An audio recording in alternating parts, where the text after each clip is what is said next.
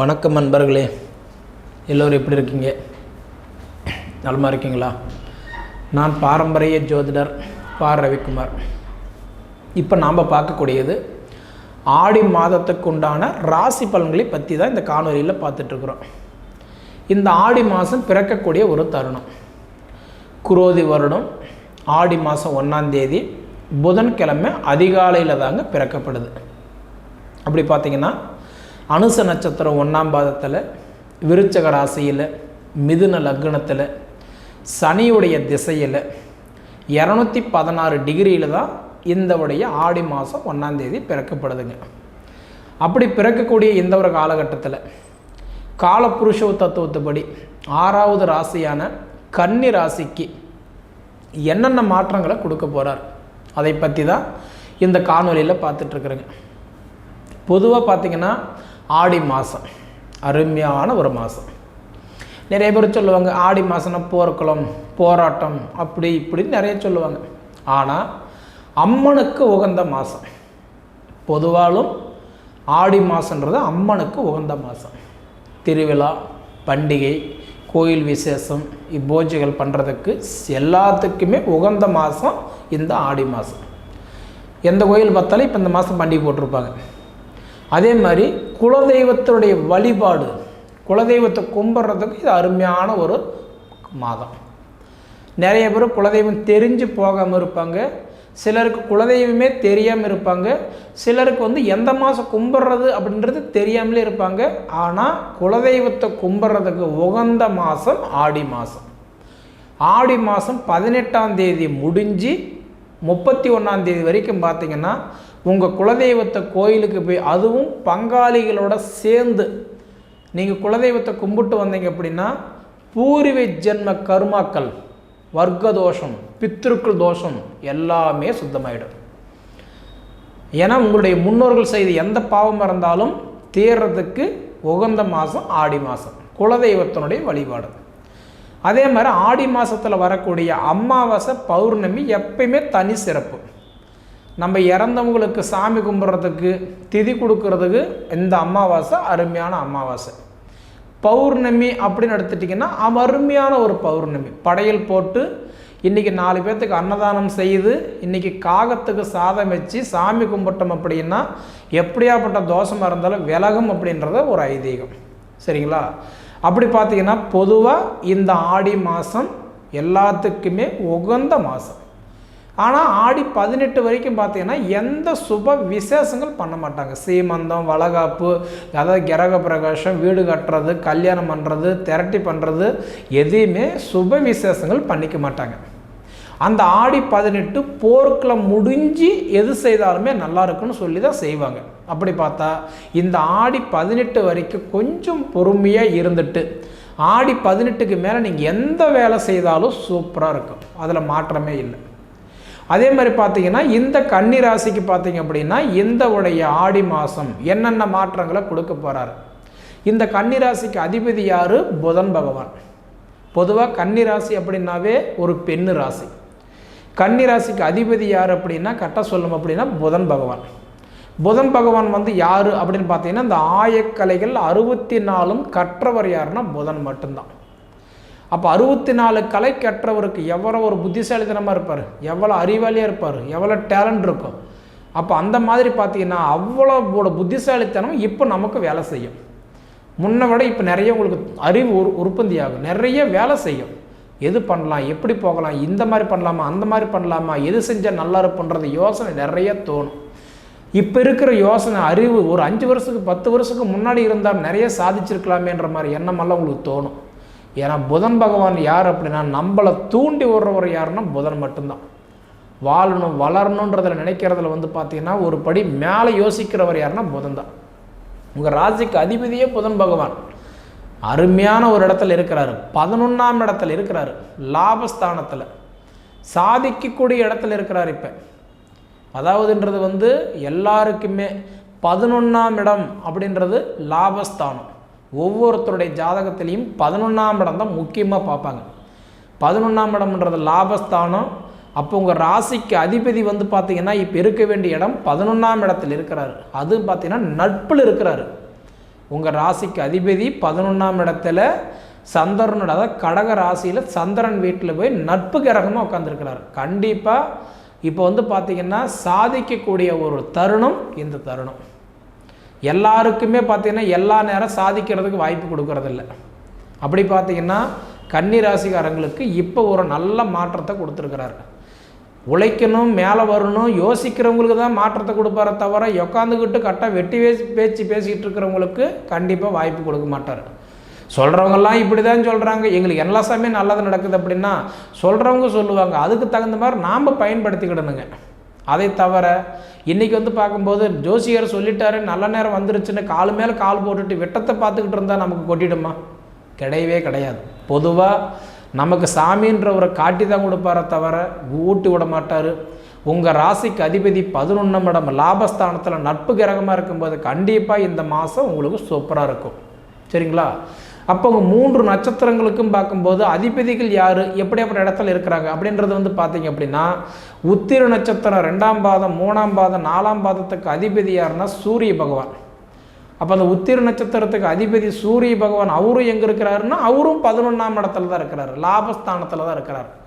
ஏன்னா 11ஆம் இடத்துல வந்து பார்த்தீங்கன்னா சுக்கிரன், சூரியன், புதன் இந்த 3 கிரகங்களும் கடகராசியில் சந்திரனோட வீட்டில் இருக்கிறார்.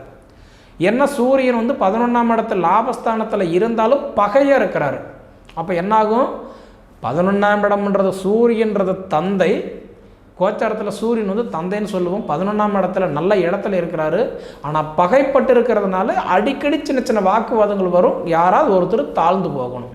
அப்படி போயிட்டால் யாருக்கு பிரச்சனை இல்லை.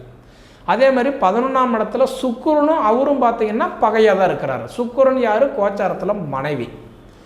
அப்படி பார்த்தீங்கன்னா இப்போ கணவனும் மனைவிக்குள்ளாரும் பார்த்தாலும் சின்ன சின்ன போராட்டங்கள் தான். நீ என்ன சொல்கிறத நான் என்ன கேட்குறது? அப்படி பார்த்தீங்கன்னா பார்த்தாலும் பார்க்கல, கொடுத்தாலும் கொடுக்கல, செஞ்சாலும் செய்யலை. எப்படி தான் பார்த்தாலும், ஏன்னா சுக்கிரன் பார்த்தாலும் 11ஆம் இடத்துல இப்போ லாபஸ்தானத்தில் இருந்தாலும் பகையாக இருக்கும்போது கணவன் மனைவிக்குள்ளாரையும் சங்கடம். ரெண்டாவது 11ஆம் இடத்துல சூரியன், அதாவதுன்றது தந்தை, அவரும் பார்த்தீங்கன்னா 11ஆம் இடத்துல பகையாக இருக்கிறதுனால ஜாதகருக்கும் தந்தைக்கு சில வாக்குவாதங்கள். புதன் வந்து பார்த்தீங்கன்னா உங்கள் ராசிக்கு அதிபதி புதன் 11ல் இருக்கும்போது உங்களுக்கு கண்டிப்பாக தொழில் ரீதியாக கஷ்டங்கள் கொடுத்தாலும் ஏதோ ஒரு 4 காசு சம்பாதிக்கிறது வழியும் கொடுத்துருவார். மனக்கோட்டை கட்டுவீங்க. மனசில் இடம் வாங்கலாமா, வீடு கட்டலாமா, அது பண்ணலாமா, இது பண்ணலாமா, யோசனை அதிகமாக இருக்கும், செயல்பாடு கம்மியாக இருக்கும். காரணம் என்ன அப்படின்னா, இன்னை வரைக்கும் இந்த கன்னி ராசிக்காரங்க பொறுத்த வரைக்கும் எப்படின்னா, பாலும் வெல்ல பால்டேர் வெல்ல. பால் நம்பலாம், பால்டேர் நம்பி குடிக்க முடியாது இல்லையா? அதுபோல் மற்றவங்களுக்கு நீங்கள் ஒரு ஏணிப்படி மாதிரி உங்களை வச்சு 4 பேர் முன்னேறி போயிட்டே இருக்கிறாங்களே தவிர நீங்கள் ஆரம்பிக்கிற இடத்துல இன்னும் அப்படியே தான் இருக்கிறீங்க. அதுக்கு காரணம் இன்றைக்கி சூரிய பகவான் உங்களுக்கு 11ஆம் இடத்துல பகையாக இருக்கும்போது உங்களுக்கா தந்தைக்கு கொஞ்சம் வாக்குவாதங்கள் வரும், கொஞ்சம் கவனமாக இருங்க. அதே மாதிரி அடுத்தது வந்து அஸ்த நட்சத்திரம் 4 பாதங்களுக்கு அதிபதி சந்திர பகவான். இப்போ சந்திர பகவான் வந்து பார்த்தீங்கன்னா உங்கள் ராசிக்கு 3ஆம் இடத்துல இருக்கிறாரு. பொதுவாக 3ஆம் இடத்துல சந்திரன் இந்த மாதத்தில் வரும்போது 3ஆம் இடம்ன்றது சகோதரஸ்தானம், தைரியஸ்தானம். அப்போ சகோதரஸ்தானம், தைரியஸ்தானம் அப்படின்னா ஏதோ ஒரு வகையில் அண்ணன் தம்பிகளுக்குள்ளார, சொந்த பந்தத்துக்குள்ளார, நட்பு ரீதியாக ஏதோ ஒரு வகையில் பழக்க வழக்கங்களால் நல்லது நடக்கும் நம்பி கெட்டு போய் உக்காந்துட்டீங்க. உங்கள் சோறு சாப்பிட்டவங்க, உங்கள் துணி கட்டினவங்க, உங்கள் ஈடை கட்டவங்கெல்லாம் உங்களோட இப்போ நல்லா இருக்கிறாங்க.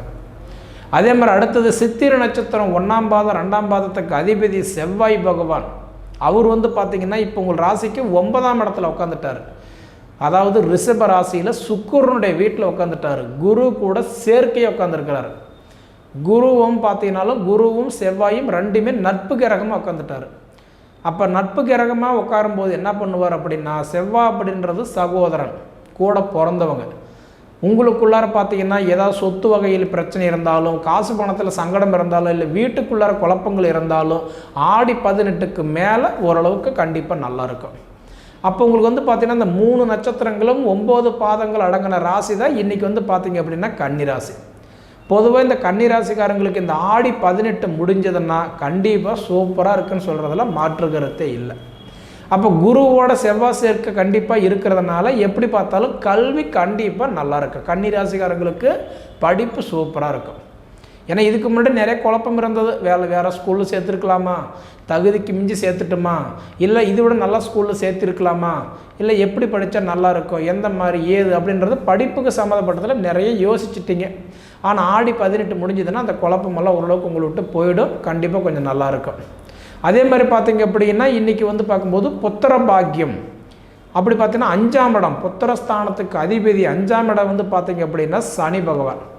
பொதுவாக பார்த்திங்க அப்படின்னா குழந்தை பாக்கியம் நல்லா இருக்கணும் அப்படின்னா கொடுக்கணும் அப்படின்னா புத்திரஸ்தானத்துக்கு அதிபதி 5ஆம் இடம், புத்திரக்காரகன். அப்போ அந்த 5ஆம் இடத்துக்கு அதிபதி யார்? சனி பகவான். பொதுவாக பார்த்திங்கன்னா இன்றைக்கி இந்த கன்னி ராசிக்கு அதிபதிக்கு புத்திரஸ்தானத்துக்கு அதிபதி யாருன்னா 5ஆம் இடத்துக்கு அதிபதி வந்து சனி பகவான். இப்போ சனி வந்து மகர ராசிக்கு அதிபதி வந்து கும்பத்தில் போய் இப்போ ஆட்சியாக உட்காரும்போது குழந்தை பாக்கியம் கண்டிப்பாக நல்லா இருக்கும். அதே ஆடி 18க்கு மேலே கண்டிப்பாக உங்களுக்கு புத்திர பாக்கியம் ஒரு மாற்றம் கொடுத்துருவார். ஏன்னா அதுக்கு முன்னாடி உங்களுக்கு நல்லா இருக்கணும் அப்படின்னா, ஏன்னா போராட்டம் ஆடி மாதத்தில் 18 வரைக்கும் ஒரு போராட்டம்னு சொல்லுவாங்க. அப்போ அந்த போராட்டத்துக்கு தகுந்த மாதிரி உங்கள் ஜாதகம் நல்லா இருந்தது அப்படின்னா ஒன்றும் பிரச்சனை இல்லை, கொடுத்துருவார். அப்போ ஆடி 18க்குள்ளார உங்களுக்கு வாரிசு நல்லா இருக்குமா அப்படின்னு பார்த்தா உங்களுக்கு உங்கள் சுய ஜாதகத்தில் 5ஆம் இடத்தை பாருங்கள். லக்னத்துக்கு 5ஆம் இடம், ராகு கேது இருந்தால் கடுமையான புத்திரதோஷம், குரு சனி இருந்தால் தாமதமாகும்.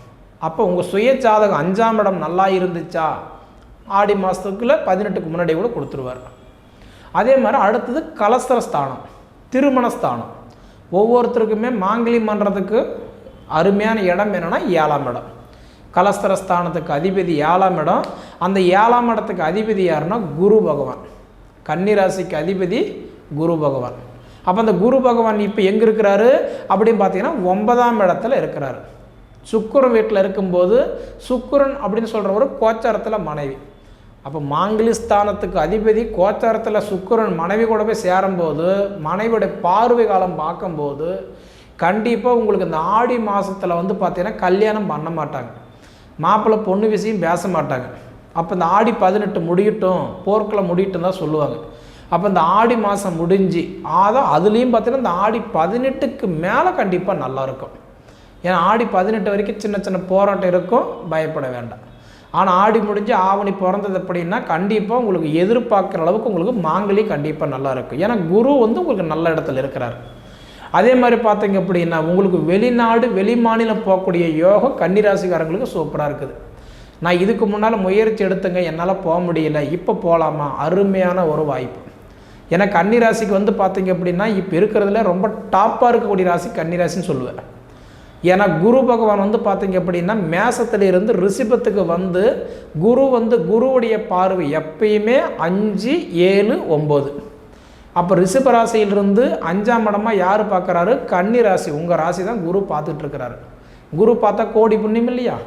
குரு பார்த்தா என்னென்ன கொடுப்பாரு? புத்திர பாக்கியத்தை கொடுப்பாரு, திருமண வாய்ப்பு கொடுப்பாரு, வெளிநாட்டுக்கு போகக்கூடிய தொழில் வாய்ப்பு முன்னேற்றத்தை கொடுப்பாரு, படிப்புக்கு சம்மந்தப்பட்ட நல்ல மாற்றங்கள் கொடுப்பார். இது 4மே பார்க்கக்கூடிய இடத்துல குரு இருக்கிறார். ஏன்னா குரு வந்து உங்களுக்கு ரிஷபத்திலிருந்து 5ஆம் இடமா உங்கள் ராசி பார்க்குறாரு. அப்போ குருவுடைய பார்வை கன்னிராசி மேலே படுறதுனால சூப்பராக இருக்கும். அடுத்தது ராகு கேதுவுடைய பார்வை 3, 7, 10. 3ஆம் இடமா பார்த்தீங்க அப்படின்னா, ஏன்னா இப்போ ராகு எங்கே இருக்கிறாருன்னா மீனத்தில் இருக்கிறாரு. அப்போ மீனத்திலிருந்து 3ஆம் இடமா மகர ராசியும் 7ஆம் இடமா கன்னிராசி உங்கள் ராசி தான் பார்த்துட்ருக்கிறாரு. அப்போ குருவும் பார்த்து ராகுவும் பார்க்குறதுனால ராகை போல் கொடுப்பார் இல்லை, கேது போல் கெடுப்பார் இல்லை. அதே மாதிரி உங்கள் ஜென்மத்தில் தான் இப்போ கேது இருக்கிறாரு. அப்போ அந்த 3 கிரகங்களும் உங்களுக்கு உங்களோட பார்வையில் இருக்கும்போது கண்டிப்பாக உங்களுக்கு அயல்நாட்டுக்கு போகக்கூடிய வாய்ப்பு, சினிமா துறையில் அதாவது கேமராவுக்கு முன்னால் ஒர்க் பண்ணுறவங்களுக்கு எல்லாத்துக்குமே நல்லாயிருக்கும். அதே போல் பார்த்தீங்க அப்படின்னா உங்களுக்கு மெயினாக விவசாயம் பண்ணுறவங்களுக்கு இந்த மாதம் நல்லாயிருக்கும். அதே மாதிரி பார்த்தீங்க அப்படின்னா இன்றைக்கி சுப காரியங்கள் செய்யணும்னு நினச்சிட்டு செய்ய முடியாத ரொம்ப போராடிட்டு இருக்கிறவங்களுக்கு சுய ஜாதகம் உங்களுக்கு நல்லா இருந்துச்சு அப்படின்னா இந்த ஆடி மாதம் 18க்கு பிறகு சூப்பராக இருக்குங்க, மாற்றமே இல்லை. சரிங்களா? பொது பலன்ன்றது பொதுவாக 40% தான். ஆனால் சுய ஜாதகன்றது 100%. உங்கள் சுய ஜாதகம் பாருங்கள், தெரிஞ்சுக்கோங்க. அதுக்கு தகுந்த மாதிரி கண்டிப்பாக நீங்கள் போனீங்க அப்படின்னா உங்களுக்கு அருமையாக இருக்குங்க. கன்னி ராசிக்காரங்களுக்கு நிச்சயம் சொல்கிற அருமையான ஒரு தருணம் ஆடி 18க்கு பிறகு காத்துக்கிட்டு இருக்குது, பயப்பட வேண்டாம். சரிங்களா? சரி நேயர்களே, இதுக்கு முன்னாடி நம்ம ஃபீனிக்ஸ் ஆன்மீக சேனலை சப்ஸ்கிரைப் பண்ணாதவங்க சப்ஸ்கிரைப் பண்ணிக்கோங்க, உங்கள் நண்பர்களுக்கு ஷேர் பண்ணுங்கள். இதை தவிர உங்கள் பொன்னான நேரத்தை ஒதுக்கி இவ்வளோ நேரம் என்னுடைய காணொளி நீங்கள் முழுமையாக பார்த்ததுக்கு மனசில் இருந்து கேட்டுக்கிறேன். நன்றிங்க.